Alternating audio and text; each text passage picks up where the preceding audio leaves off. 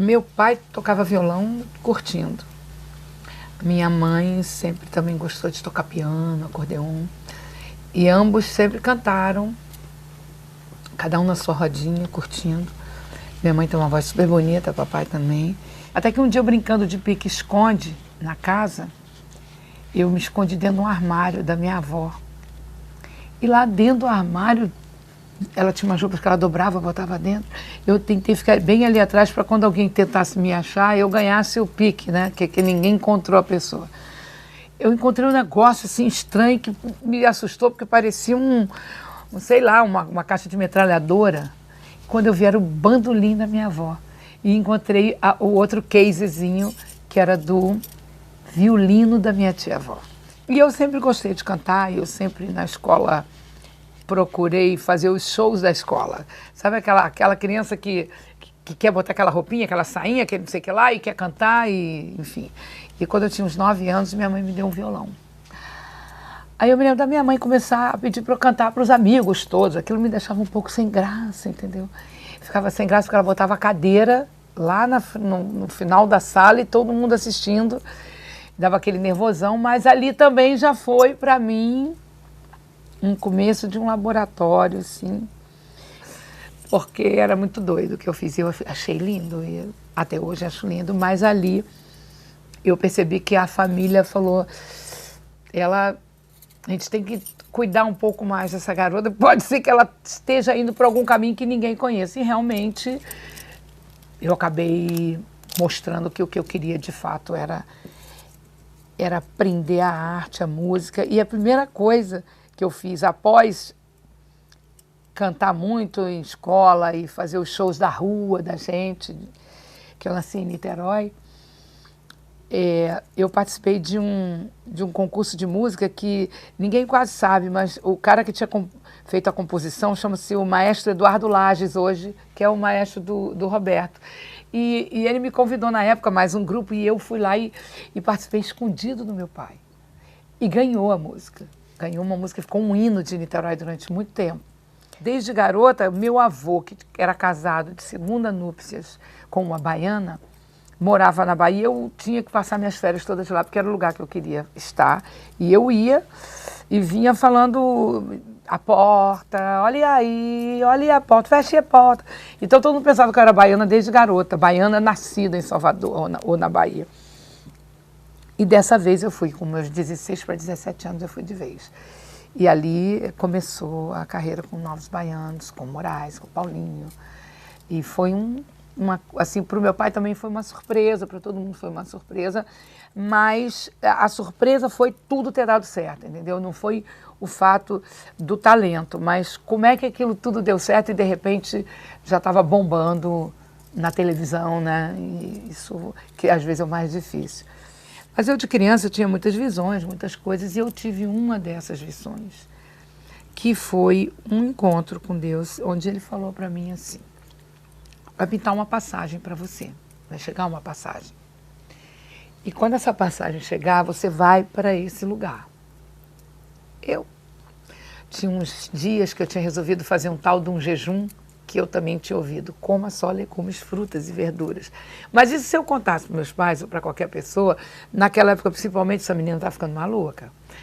Hoje a gente aceita isso, todos nós sabemos que a gente, na nossa intuição, na nossa espiritualidade, a gente já tem uma maneira diferente de ver. Naquela época isso era mais comum que se a pessoa fosse completamente doida.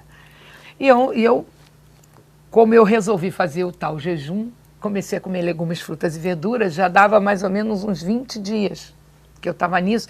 Eu senti que eu estava muito lúcida. Falei, nossa, essa alimentação está me deixando assim.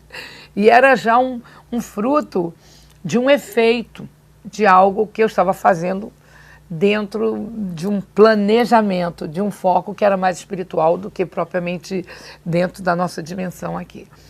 E no meio desse jejum, que eu não contei para ninguém, porque eu já tinha feito outros jejuns, porque eu tinha uma tia que ela era muito católica e ela fazia alguns jejuns dentro da religião dela. E eu comecei a testar por que ela fazia jejum, e eu comecei a fazer jejum sozinha, escondidinho, e me sentia maravilhosamente bem. Então isso eu fiz para curtir, para entender um pouco ela. Quando eu fiz aquele para mim, eu já fiz querendo saber por que eu estava ouvindo aquilo. E no meio daquilo é que eu ouvi, você vai receber uma passagem, e quando essa passagem chegar, você vai para esse lugar. Eu falei, bom, acho que essa alimentação agora já está começando a me fazer mal. Estou ficando meio lelé de fato, porque como é que eu vou para algum lugar se eu tenho 16 anos? Era plena ditadura. Aí, não acreditando muito, mas deixei passar, encontrei uma menina no meio assim, ali. Mas sabe, tem um lugar chamado Avenida Princesa Isabel, que fica no Leme, que é uma avenida grande, e ela estava meio chorosa ali numa daqueles pedaços ali da avenida, e eu parei e perguntei o que ela estava, o que era que ela tinha, porque eu gosto muito de ajudar pessoas, eu tenho essa onda.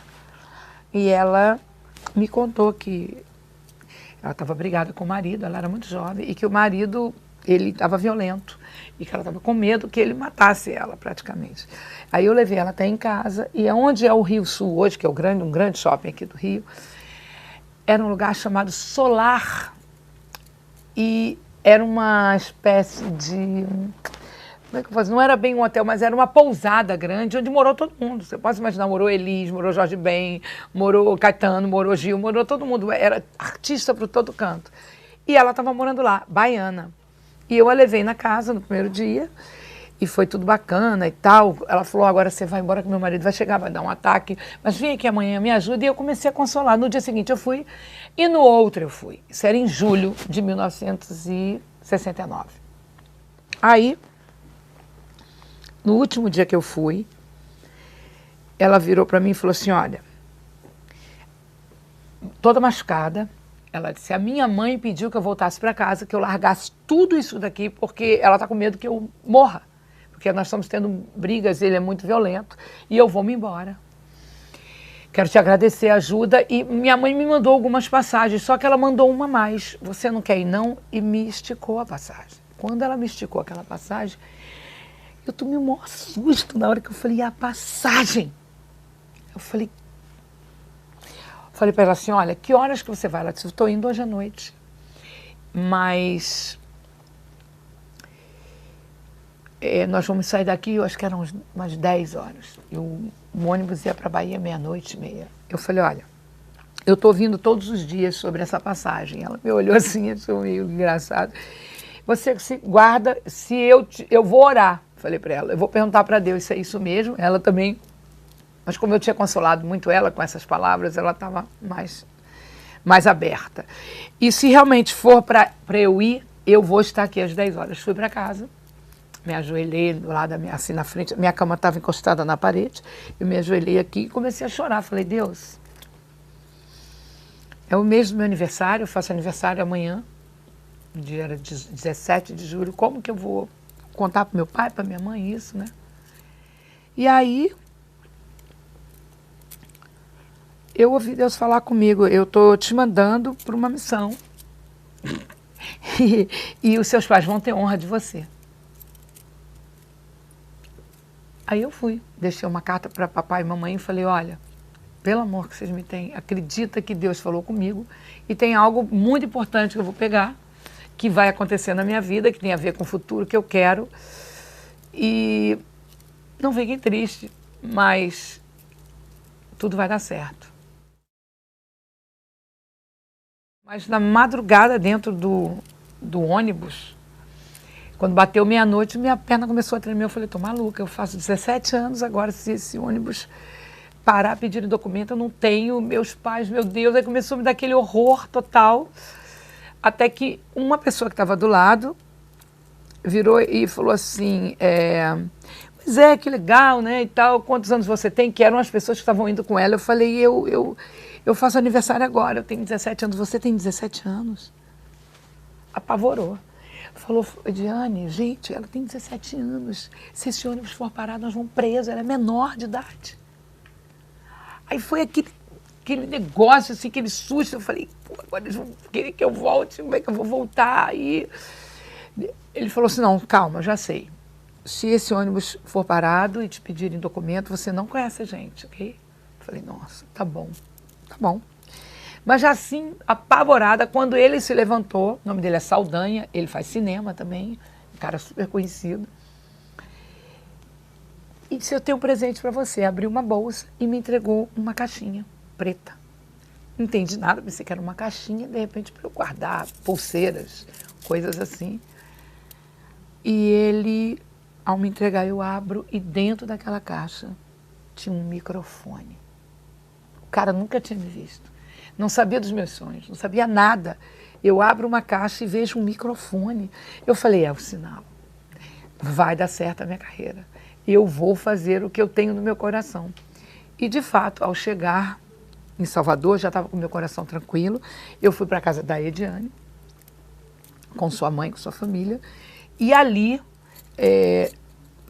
uns 2, 3 dias, eu escrevi uma carta para um grande amigo meu, Ion Muniz, que era um grande saxofonista brasileiro, já não está mais entre nós, dizendo, Ion, eu tive uma palavra de Deus no meu coração e eu fiz isso, fiz aquilo, eu estou esperando tudo dar certo para eu avisar minha família, estou super preocupada, mas como é uma coisa de Deus, eu não queria fazer aquilo que não fosse, porque eu creio muito que é de Deus, eu sei que é uma loucura, papá. A mãe dela pega a carta e pede que eu saia da casa, porque ela não queria problemas com a polícia, que ela achava que ia dar o maior rolo, porque eu era uma menina que tinha saído de casa sem falar para os pais.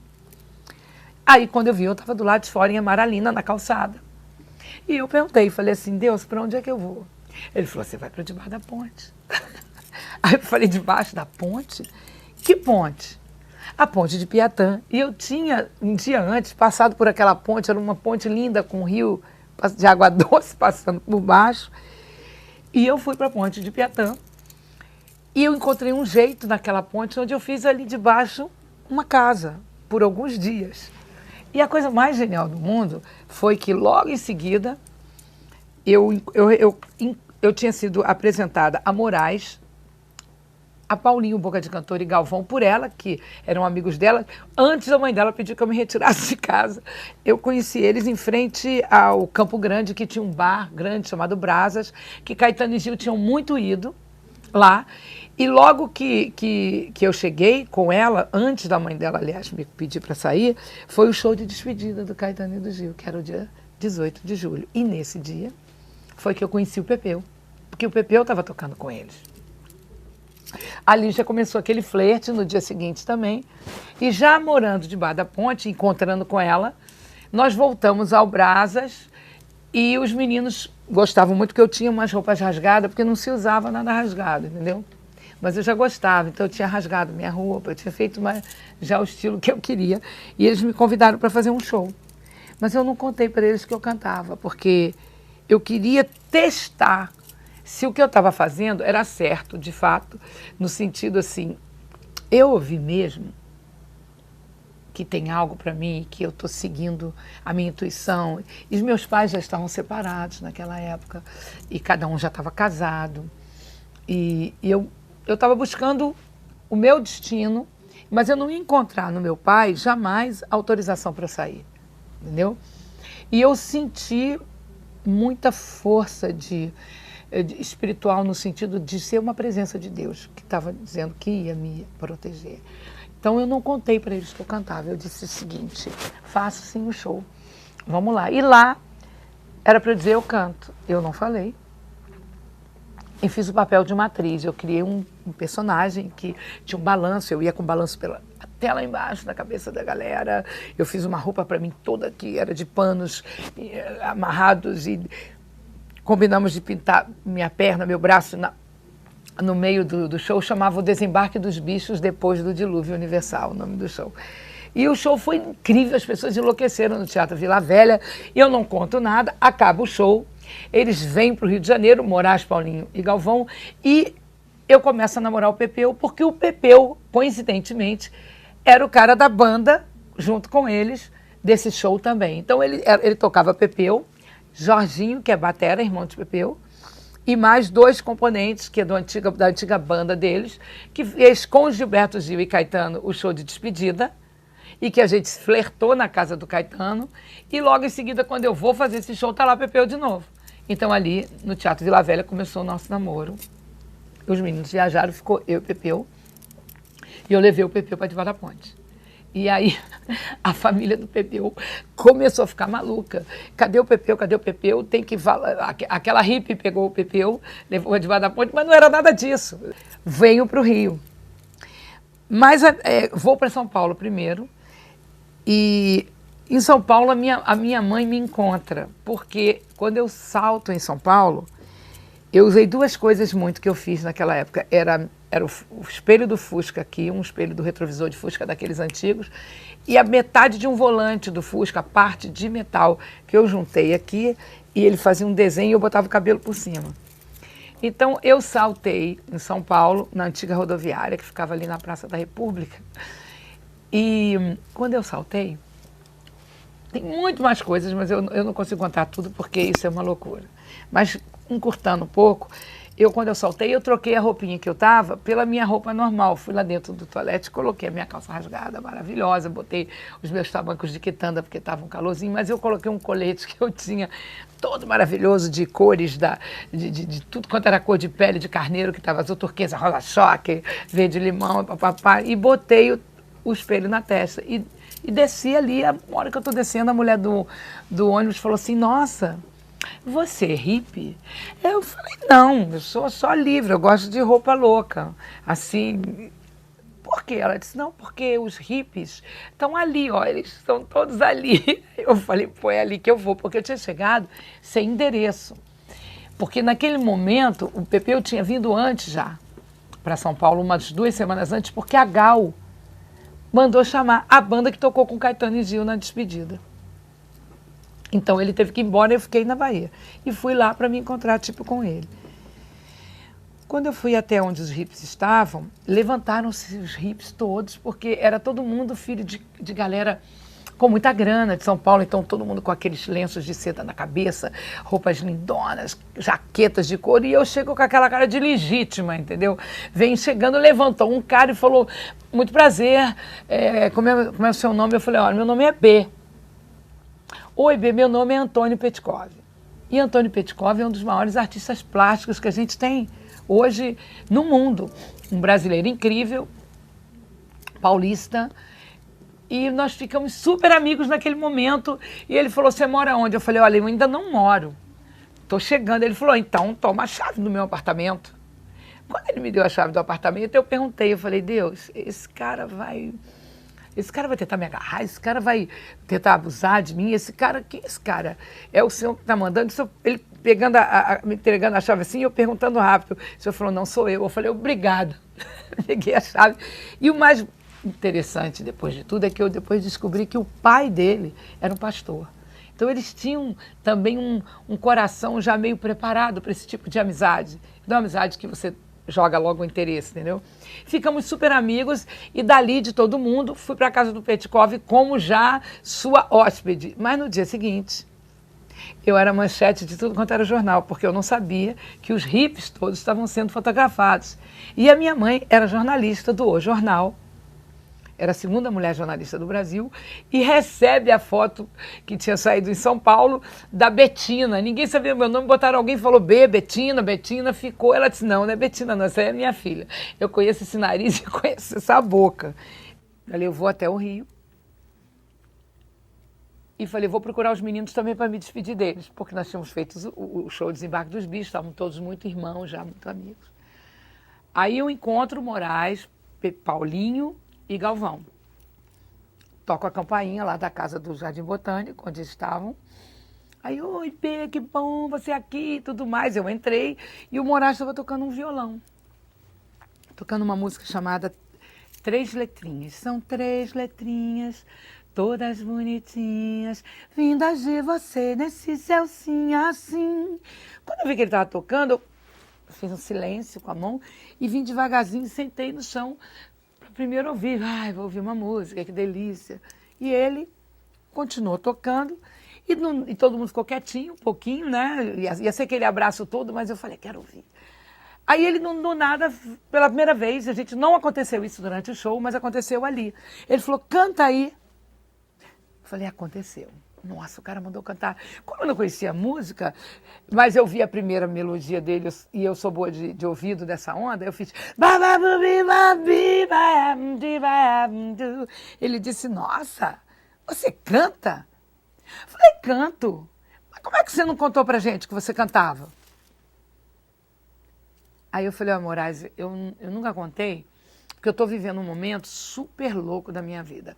Deus falou comigo lá atrás, eu fiz um monte de coisas e eu estou buscando uma resposta. E eu não posso dar dica nenhuma para ninguém, senão eu nunca vou saber se realmente isso é real. Aí ele falou, Galvão, Paulinho, chega aqui. Eles tinham já entrado assim pelo corredor, voltou, ó, ela canta. Você canta?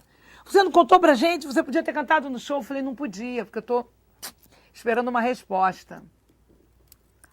Bom, é o seguinte, a gente vai assinar um contrato amanhã de manhã com a RGE Fermata, com o João Araújo. O João Araújo, para quem não sabe, é o pai do Cazuza. O Cazuza devia ter uns 4 anos de idade. E a gente quer uma cantora com a gente está procurando. Você quer ser essa cantora?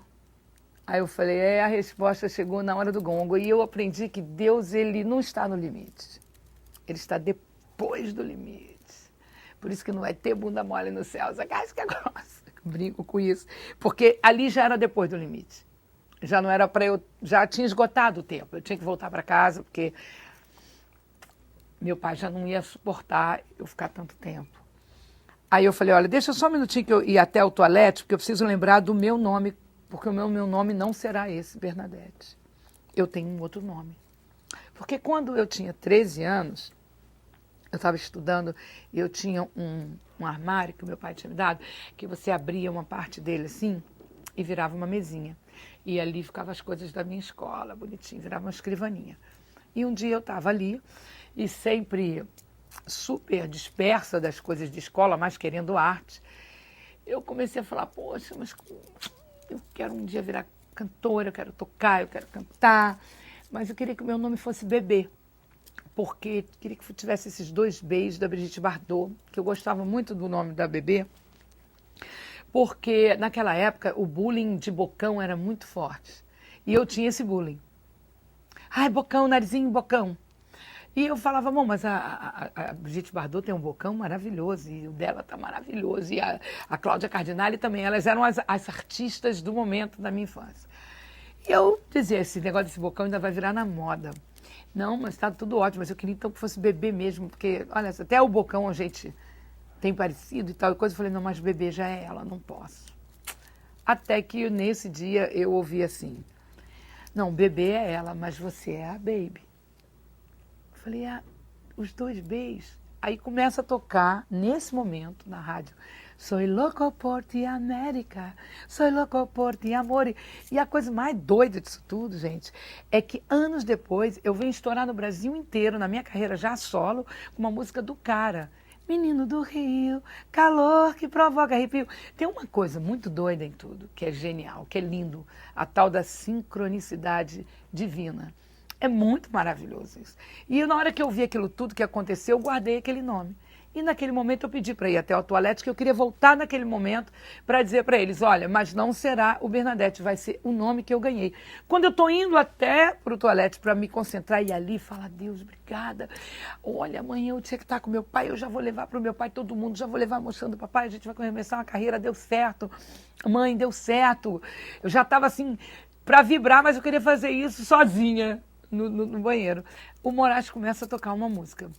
Baby Consuelo, sim, por que não? Baby Consuelo é um ponto, é um traço. Eu parei e falei, cara, o meu nome é Baby. Como você está tocando essa música? Ele falou, não, é porque essa música a gente fez para um filme chamado Meteorango Kid, o herói intergaláctico, de André Luiz. Aí, diretor daqui da Bahia, eu falei, gente, mas o Baby é o nome que eu ganhei. Então deixa o Baby Consuelo. Baby Consuelo, sim, por que não? Baby Consuelo, sim, por que não? Baby Consuelo, sim, por que não? E teve um festival na Record, fortíssimo, que são os festivais da Record, e nós fomos participar com o Tom Zé, que foi um dos maiores incentivadores do grupo, que era já amigo de Moraes e do Galvão. E a gente, então, na entrada do palco, assim, na coxia, na hora que vamos ser anunciados, o cara gritou com o meu nome do grupo. E a gente nunca tinha pensado nisso. Aí alguém gritou assim, bota Baianovos, porque Caetano e Gil eram chamados de os baianos. O grupo todo da Tropicália eram os baianos. Aí um cara gritou, bota Baianovos. Aí a gente parou e pensou assim, pô, Baianovos, vai lembrar baianada, vai lembrar isso? E, não, bota Novos Baianos. E entramos. Aí cantamos com o Tom Zé uma música chamada De Vera. De Vera, estou falando de Vera. De Vera da Primavera, que era uma música do Moraes Galvão, que ficou muito bonitinho lá na hora, bababá, todo mundo com uma roupa louca da Ródia, que na época tinha vestido muito o pessoal da Tropicália e continuou querendo vestir a gente. E nesse dia que aconteceu esse nome, e a gente saiu dali na cabeça e sentindo que era Novos Baianos na praça. Várias vezes a gente teve que ir buscar o Galvão, o outro, na delegacia. Cadê fulano? Sumiu. Pode ter certeza que passou um carro da polícia e achou que era um subversivo, por causa do cabelão, de tudo. Aí chegávamos lá com o disco, com a capa do disco. Aí era trabalhador, desculpa vocês. E saía, mas tinha que ser rápido, né? Porque às vezes muitos sumiram nisso, né? Foi bastante complicado essa questão da ditadura. Era uma coisa horrorosa ali.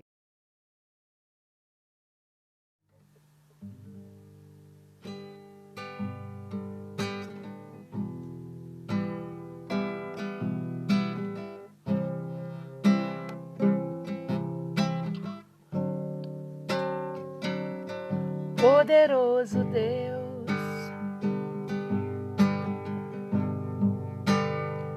poderoso Deus, poderoso Deus, a minha alma anseia por ti. Comecei a questionar que mundo era esse que a gente estava vivendo. E aconteceu um negócio que eu nunca esqueci. Foi que no meio daquilo eu tive me veio uma memória da crucificação de Cristo naquela hora.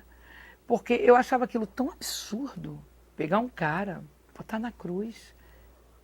Aquilo tinha me impressionado demais como criança. Eu acho que a qualquer criança isso é muito impressionante, porque a história do cara é que o cara curava todo mundo. E que o outro que morreu, estava 4 dias podre, tal do Lázaro, também curou. Saiu, restaurou, e de repente eu no meio da minha dor, de que ninguém ia acreditar em mim, e que como é que ia ser isso na minha vida, e se eu ia ficar a vida inteira sofrendo com isso, veio a cruz. E eu troquei o meu sentimento naquela hora por dizer, mas e por que esse mundo matou aquele cara? Quem são essas pessoas, em que mundo eu estou? E isso me doeu muito, e eu ouvi uma voz dizendo assim, quando eu falei, que mundo é esse? Que lugar é esse? Aí veio uma voz, que eu sei que não era de Deus, mas eu não sabia no dia, e disse assim, você está no inferno. Você tem que sair daqui. Eu falei, eu quero sair daqui de qualquer maneira, eu não quero ficar aqui. Então você vai ali para a janela, põe uma cadeira, coloca o seu joelho em cima do peitoral e deixa a sua cabeça bater lá embaixo. Quando fizer bof, o seu corpo vai sair, o seu espírito vai sair do seu corpo e você vai voltar para Deus. Eu corri para a janela e já ia fazer algo aleluia, que ia acontecer a minha morte. Aí, eu corri para a janela porque a minha tia-avó, que era muito católica, Niná, ela naquela época era muito difícil para mim, porque tudo para ela também era do demônio. Ela era mais na religiosidade disso tudo e era uma perturbação danada. E eu já estava muito chateada com a Niná naquela época, que hoje eu amo e reconheço 1000 coisas lindas dela. Mas, se acontecerem muitas coisas aqui, não liga não, tá? Porque maior é o que está em nós do que o que está no mundo, ok? É a graça do Senhor, o poder de Cristo é sobre nós. E está tudo amarrado e repreendido em nome de Jesus, aleluia. Concordam? Vocês concordam aí, galera? Então está concordado. Está ligado na terra, está ligado no céu. Mas enfim, aí quando eu fui para a janela, eu botei o joelho na janela e falei assim, olhei para trás e falei assim, a vovó vai para o céu encontrar comigo. O papai também, a mamãe também, mas a Niná ela estava tão bronqueada com ela, vai ficar aqui no inferno. E virei para me jogar. Mas eu não estava pensando em me jogar, eu estava ouvindo aquela direção que eu acho que muita gente que se suicidou e se suicida, né, é porque ouve e não clama antes. Tem que perguntar, Deus é o Senhor mesmo? Porque se não for, tira isso de mim. Nessa hora, Deus é muito bom, porque nós entendemos, como pastores também, que tudo que você tem que levar para a cruz. Eu não sabia disso ali, não tinha a menor ideia. Levar para a cruz significa levar para o lugar onde o inimigo foi vencido. Isso é um papo Matrix, tá? Então, ali eu te digo que o Espírito Santo de Deus me levou para a cruz e eu não sabia. Vou ter que arrepiar, tá? Não tem jeito. Me levou para a cruz e eu não sabia. A partir do momento que eu vou para a cruz, eu abro um caminho Matrix, com a quarta dimensão de Deus, do reino que não pode ser abalado. Isso também é outro papo Matrix, para uma outra matéria. Mas temos que falar a verdade, somente a verdade, nada mais que a verdade. E aí, o que acontece? Naquele momento que eu tinha, antes de ir para a cruz, o inimigo se antecipa e me coloca para eu cometer um suicídio sem saber. Quando eu vou, que eu acabei de dizer que a Niná que ia ficar, que eu vou virar a cabeça, aí eu ouço a voz. Como eu tinha ido para a cruz, eu tinha uma brecha do bem aberta. Estava em mim, porque eu sentia a dor de Cristo. E isso é conectado com o céu. E isso foi uma semeadura momentânea que eu fiz. Então deu legalidade para o Senhor entrar e dizer, ei, cuidado, hein? Porque se você não morrer, você vai se quebrar toda. E quem vai cuidar de você vai ser a Niná.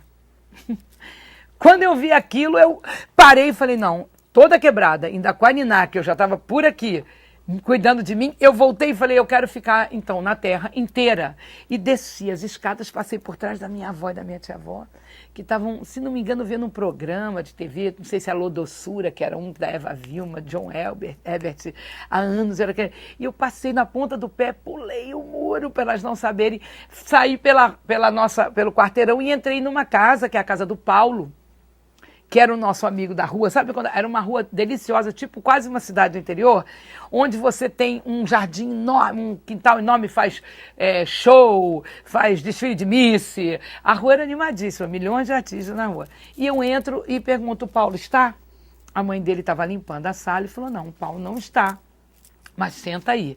Então eu entrei aqui por uma porta, sentei no sofá aqui, e ela tinha uma mesa ali na frente com as cadeiras com os pés para cima, que ela limpando, tudo subiu pelo corredor. Nisso, eu falei, ufa, eu ia ficar toda quebrada, hein? E pensei, nossa, meu coração estava batendo, sabe? Nossa, não, ai, obrigado, graças a Deus. E nisso aquela voz volta, não, você vai conseguir, você faz assim, você vai no banheiro, você amarra lá, não sei o que lá, põe no seu pescoço, chuta a cadeira. Começou aquela voz me ensinar como eu conseguiria me matar sem, de forma alguma, ter erro. E eu não, o que é isso? Não. Eu comecei com aquilo. Quando eu vi, eu estava conversando, por isso que eu entendo muito, trabalho muitas vezes com pessoas que estão nessa linha de coisa e eu sei como interferir, porque eu vivi isso, criança. Falei, não vou. Aí aquela voz, você não vai conseguir esperar chegar a 18 anos, você vai ter que viver com esse problema a vida inteira, você não gosta daquele picadinho que tem aquela batata. E começou a botar tudo o que eu não suportava, foi vindo, você não vai aguentar. Aí eu resolvi me levantar e ir fazer. Eu falei, então eu vou tentar mais uma vez, vou entrar no banheiro, vou trancar o banheiro, vou levar a cadeira, depois eu chuto a cadeira e aí ninguém consegue me pegar. Quando eu ia me levantar, mais uma vez, o lindo papaizão fez algo tremendo. Eu gosto muito de brilhos, de tudo, de brincadeiras, não sei o que lá, papapá, essas coisas tudo, de glitter, de tudo, é coisa de criança mesmo. E de mulher. No meio de um dos pés de uma das cadeiras, pintou um brilho daqueles tipo de purpurina, muito. Eu estava indo pro negócio, falei, pô, mas que lindo. E parei para ver aquilo que era...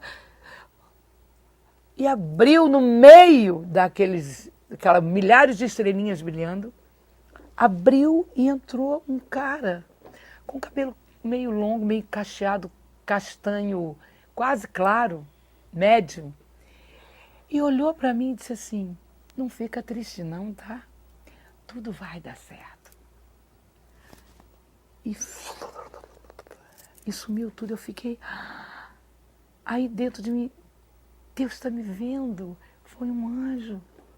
Então, se ele está me vendo, tudo vai dar certo. Ele me mandou um recado. Você está me vendo? Aí entra a mãe dele de novo na sala, olhou para mim e falou assim, o que aconteceu? A minha cara era... Aí eu vi, não fala nada, uma hora você está vendo demônio, outra hora você está vendo anjo, eles vão te internar. Eu falei, nada não. E saí rapidamente dali e tive que ficar, vou te dizer, eu dei umas 30 voltas, em volta do quarteirão, dando um trote assim, não sei se alguém, quando era criança, fazia uma corridinha que não cansa, né? Eu fiquei em volta daquele quarteirão que era enorme, eu dei umas 12 voltas para conseguir aterrissar, porque eu voei, eu senti Deus dentro de mim falando comigo, dizendo, fica tranquila que a sua vida vai dar tudo certo, você não vai... E nunca mais, nenhuma daquelas aparições apareceram, nunca mais eu tive medo de nada, e ali eu comecei a minha vida espiritual.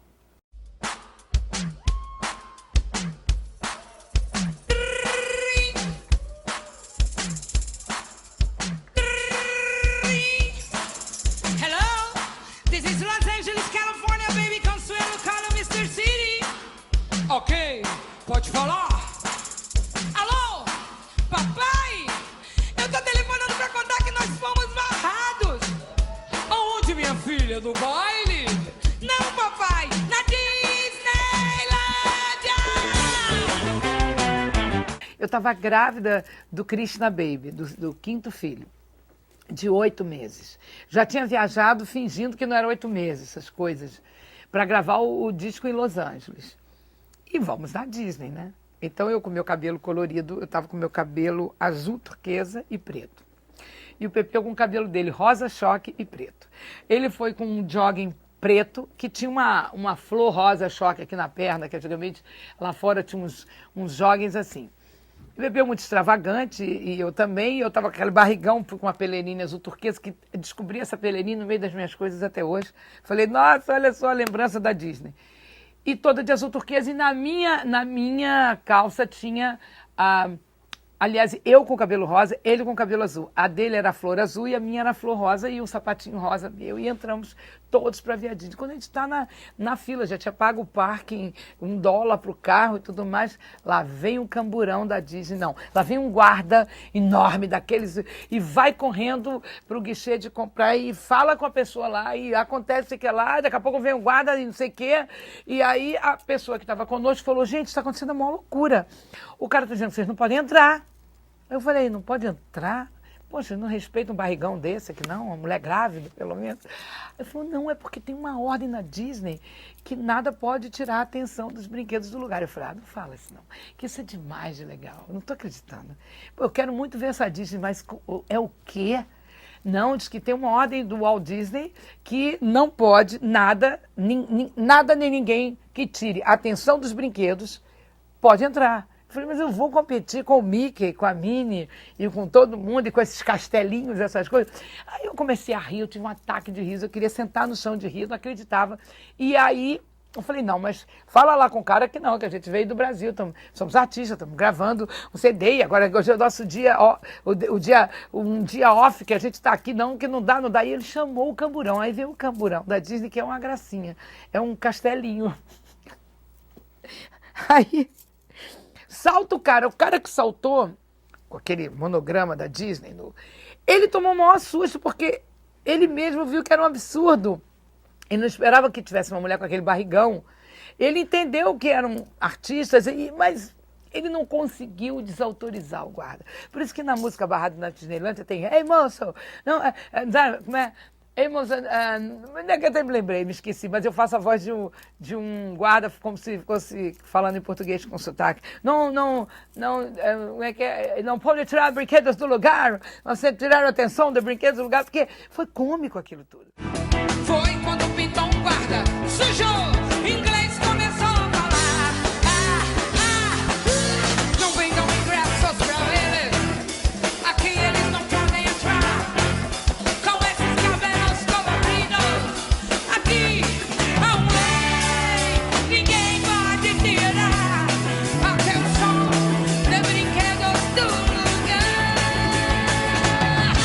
E aí o cara veio falar e os dois se falando, aí virou uma coisa de louca. Eu falei, o cara não vai conseguir desautorizar, que loucura, guarda esse dinheiro do parking que a gente pode processar, vamos voltar todo mundo aqui de graça. Porque era 4 de julho, que era o dia da independência, e aquele dia está todo mundo ainda mais colorido. E a tinta do cabelo eu tinha comprado lá, não tinha no Brasil. Agora tem, mas não tinha. Então, eu estava completamente dentro do contexto. E aí fizemos a música Barrado na Disneylândia. Saímos de lá felizes da vida, que eu falei, olha, isso aqui tem que avisar no Brasil para todo mundo que a gente foi barrado na Disneylândia. Aí ninguém vai perguntar, drogas, né? Eles estavam drogados? Não, não, foram os cabelos coloridos. Falei, que delícia, porque eu sempre levei todas essas coisas, assim, para um lado muito agradável. Nunca me tocou, assim, uma pessoa pensar mal de mim. Eu entendo perfeitamente. Eu não sou uma pessoa normalzíssima. Agora até muito mais, porque está todo mundo também mais anormal do que era, né? Mas naquela época. E foi um sucesso incrível. E a Sara Shiva, que era ariroca, participou da composição da música do Barrados na Disneylândia. A gente já vinha há anos, né, querendo que o Brasil tivesse uma cara de Woodstock, pelo menos, assim, alguma coisa que tirasse um pouco a caretice de tudo. Era uma caretice, uma coisa. E a gente ficava meio que um peixe fora d'água o tempo inteiro, né? Aí quando o Medina, na época, aparece, mesmo de terno, todo arrumadinho, que ia ter esse grande evento, essa coisa toda, a gente falou, pô, até que fim, né?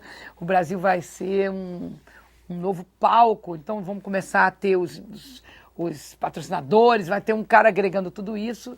E fomos convidados, ficamos super contentes com isso e fizemos 2 shows históricos, sensacionais, e nos preparamos. E eu me lembro que tem um fato histórico muito doido em tudo isso, porque quando o nosso isso é uma história muito louca, mas eu vou contar.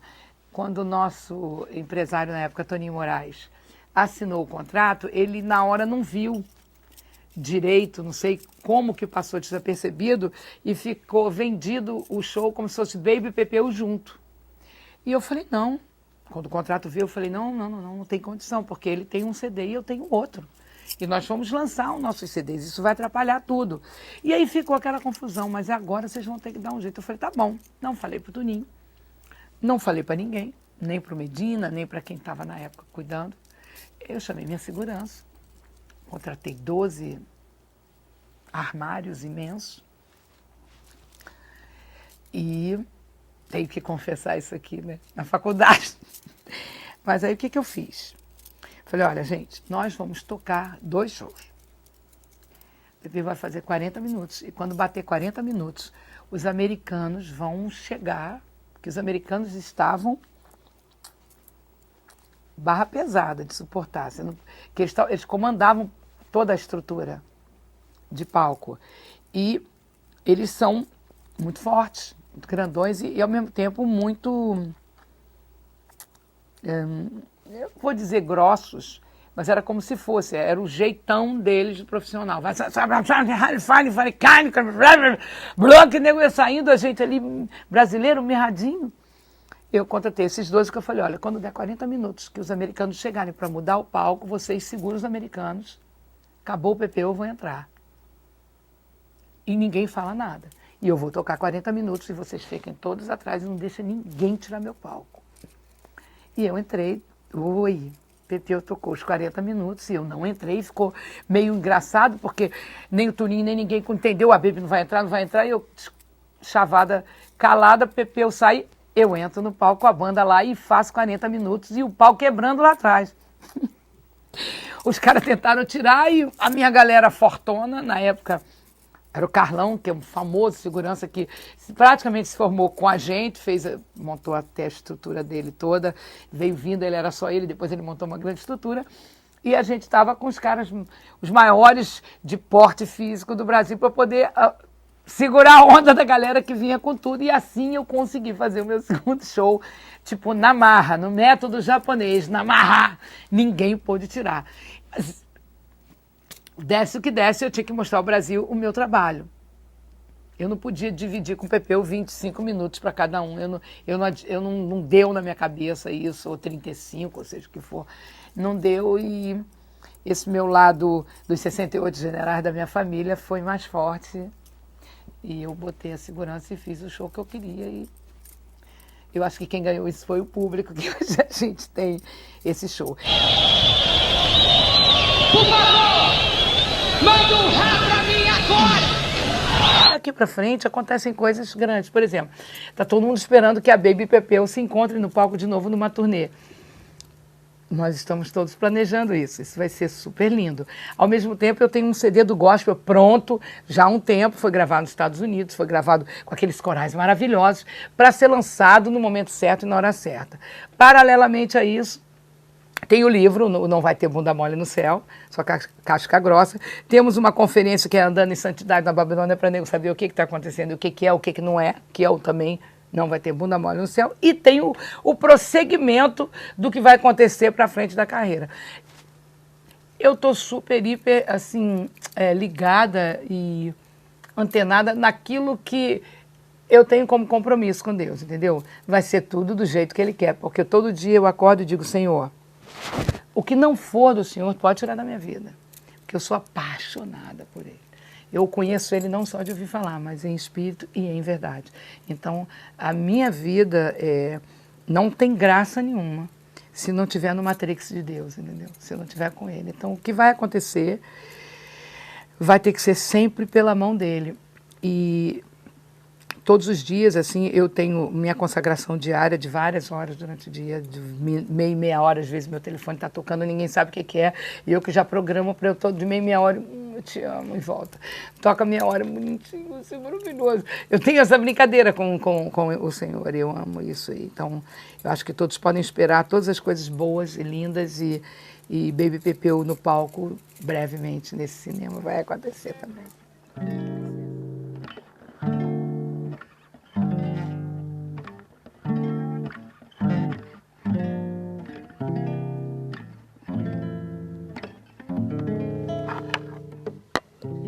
Menino do Rio, calor que provoca arrepio, Jesus Forever tatuado no braço,